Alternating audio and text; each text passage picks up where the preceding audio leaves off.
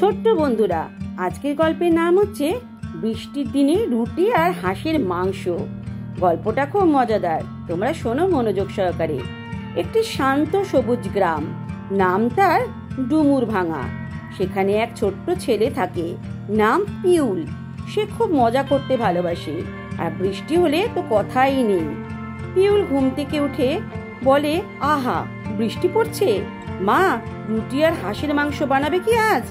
পিউলের মা বলে, তুমি তো জানো পিউল, বৃষ্টির দিনে হাঁসেরা খুব খুশি হয়।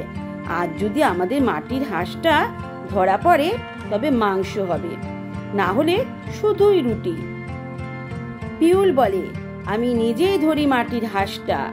পিউল আর তার প্রিয় বন্ধু টুকটুক, একটা দুষ্টু পাখি ও ভোম্বল, একটা মোটা বিড়ালকে সঙ্গে নিয়ে হাঁস খুঁজতে বের হয়।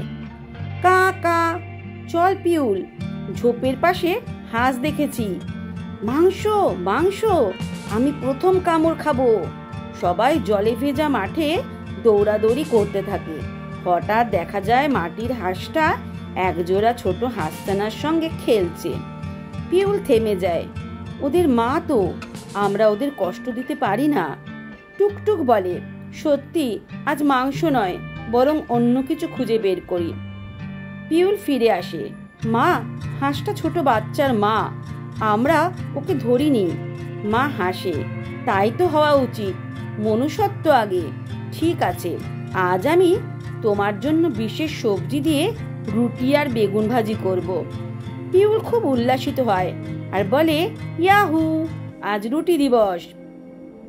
বৃষ্টির দিনে গান শুরু হয়, রান্নার গন্ধ বেরোয়। মা রুটি বানাচ্ছেন, পিউল আর তার বন্ধুরা রান্নাঘরে গল্প করছে।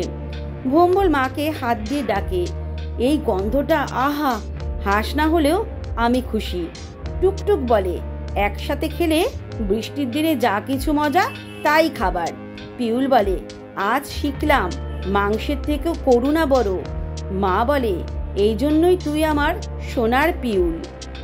সবার প্লেটে গরম রুটি, মুচমুচে বেগুন ভাজা, সঙ্গে ভুনা সবজি, বাইরে টিপটিপ বৃষ্টি।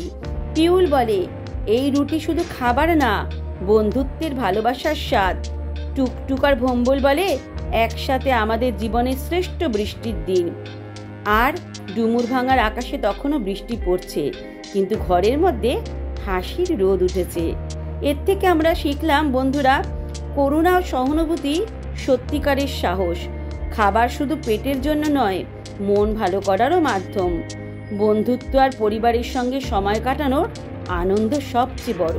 তো কেমন লাগলো বন্ধুরা আজকের এই ছোট্ট গল্পটি? যদি ভালো লাগে তাহলে পাশে থেকো আর চ্যানেলটিকে সাবস্ক্রাইব করো। তো আজকের মতো টাটা।